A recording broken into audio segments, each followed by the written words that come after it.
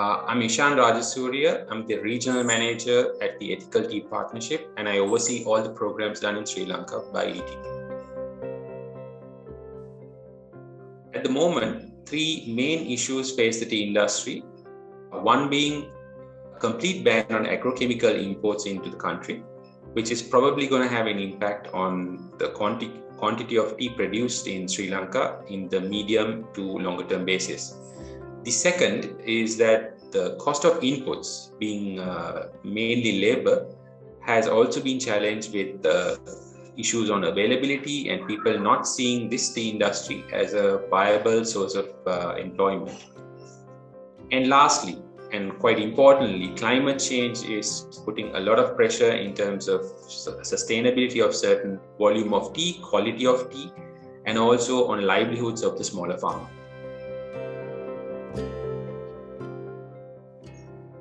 The ETP has been instrumental in driving sustainable agriculture within the tea space for the last few years.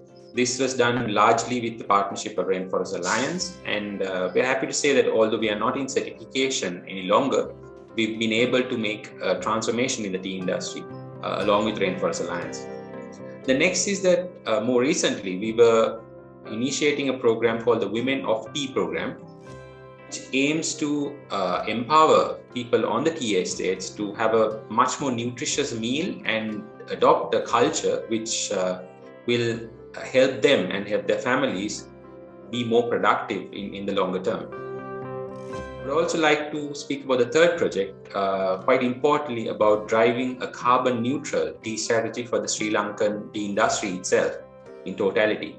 So this was done largely with the assistance of the government, with the main trade associations, and it's evolved into quite a large program with a longer term kind of engagement desired, from different partners, which will include probably some international financing organizations as well.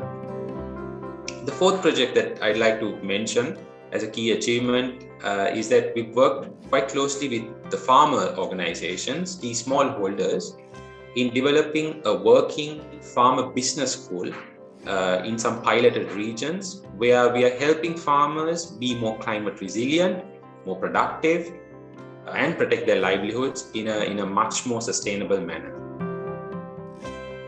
In terms of our future programs in Sri Lanka, I'd like to align it to the ETP strategy framework, where we list programs under economics, equality, and the environment.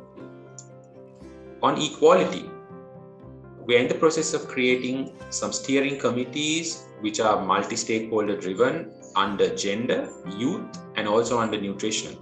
This is following up on work that we've already done in Sri Lanka and in interventions that we've mainly been convening on.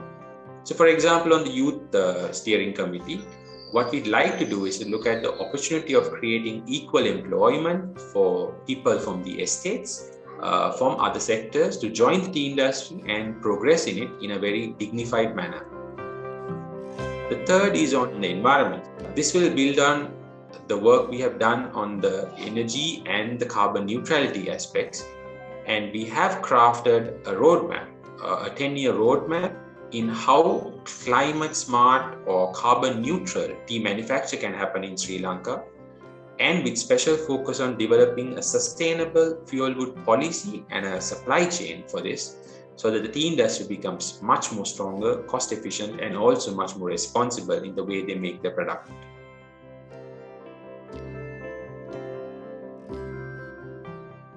With ETP moving beyond conventional programming, Sri Lanka offers a unique opportunity to run innovative business models which can be scaled up in other tea growing regions. This is because the industry is well structured, networked across different associations, government bodies, etc., which will cover the estates, the plantation communities, and also the tea smallholder.